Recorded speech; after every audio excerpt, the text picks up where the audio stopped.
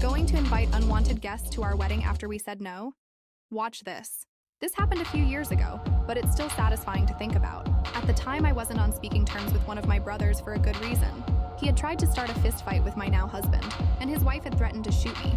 We were engaged, and I had made it very clear to both him and the rest of the family that he was not invited to the wedding. But my mom decided to take matters into her own hands. She reached out to him, claiming she had talked to him, and that he and his wife had promised to behave. I reminded her that he was absolutely not invited, that she had no right to do that, and that she needed to call him back and let him know. Her response? She said, "But he's your brother, and think of the family." To make things worse, we were getting relentless pressure to pay for an open bar, even though we don't drink, and to book a bigger venue, despite wanting a small, intimate wedding. Where was all this pressure coming from? None other than my alcoholic mother, who wanted to invite a bunch of relatives I had never met and take advantage of an open bar. I was at my breaking point. One Monday evening, just a couple of months before the wedding, I had a conversation with my now husband. "What are you doing tomorrow?" I asked. "Hanging out with you." "Why?" he replied. "Want to get married?" I asked. "Are you serious?" "Hell yeah," he said. And we did. We eloped the next day with just us and a couple of friends who offered to officiate. We saved thousands of dollars, avoided all the drama, and had the small, intimate wedding we had wanted all along. Honestly, I wish we had done this from the start. When my mom found out, she lost it.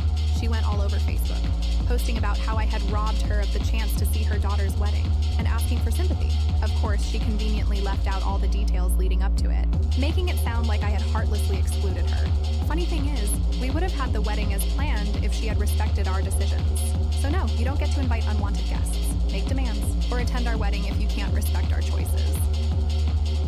Boss chiseled me out of 100 and paid the price. I'm a contractor. A while back, I was working on a project in a very remote location.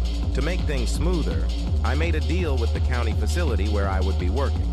I would bring in 2 rounds of breakfast tacos for their staff over the week in exchange for free use of their copy machines. The boss approved this over the phone, and the total for the tacos came out to just over $100. Great deal, considering their copy budget was over $1,000.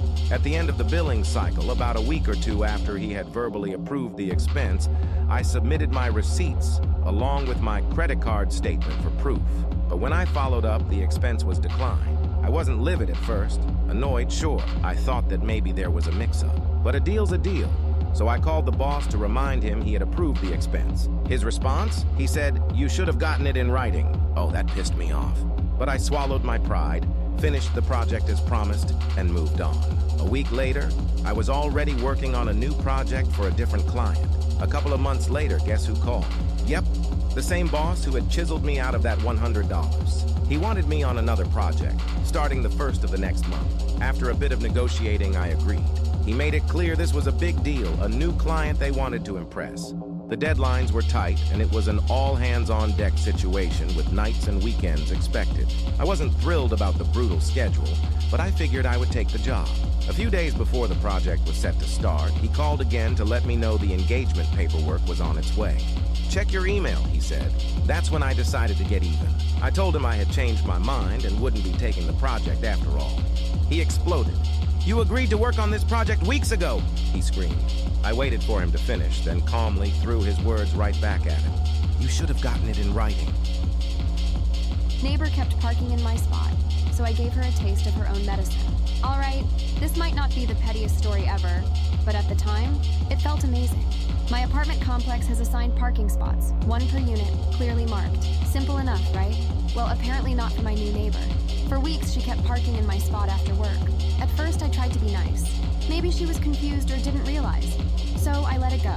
But when it kept happening, I left a polite note on her windshield, asking her to use her own spot. The next day, I come home and guess what?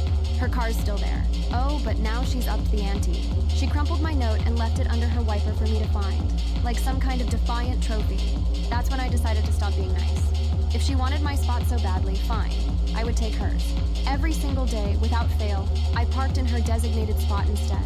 It didn't take long, just 2 days, before she started leaving notes on my car.